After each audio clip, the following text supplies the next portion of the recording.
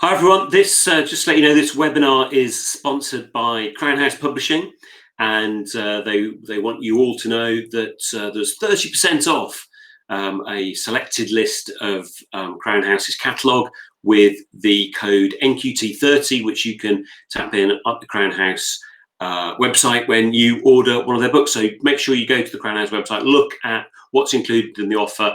One of the books that's included in the offer that I'm going to talk about briefly this afternoon is this one, Sweet Distress by Gillian. And I have to say that, so Crown House sent me this and I didn't know anything about it. And I have to say, it really impressed me. It surprised me how good it is. The introduction is a really good start. It's got a great title. It's called A Great Big Emotional Wank Fest, which, you know, is what we want. And so Gillian argues that we've been living in a gross out world of personal, emotional, self-indulgence and sentiment for decades, which has ironically, tragically led to children's mental health worsening rather than improving.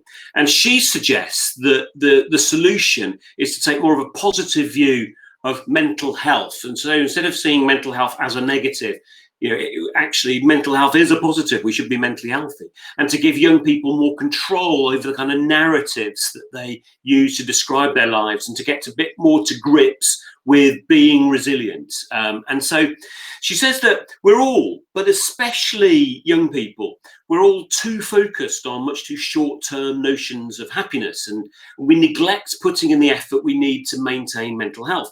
And too much of what are entirely normal responses to the sorts of typical problems that we all face in life have increasingly become pathologized and made to seem like overwhelming problems.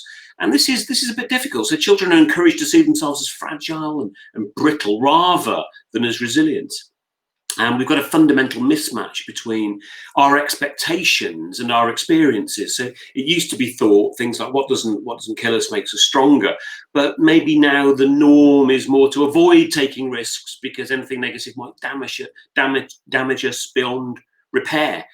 We've increasingly become self-obsessed, and Bridge suggests that we should focus less on ourselves and our own needs and more on how we can look outwards and be part of something bigger than ourselves. So to sum up, Sweet Distress, it's refreshing read. It's on the one hand, it's full of clear-eyed wisdom and practical common sense. On the other, there's a really sophisticated understanding of research and evidence in quite an impressive and diverse number of fields. It's a very positive book, and it says that we can make a difference to our own warped reflections of ourselves, and that in large part, the mental health crisis can best be averted by taking ourselves less seriously and working a bit harder to put others before our own narrow interest. I have to say, this, you know, I enjoyed this book far more than I was expecting to do so, and I would commend it to you all.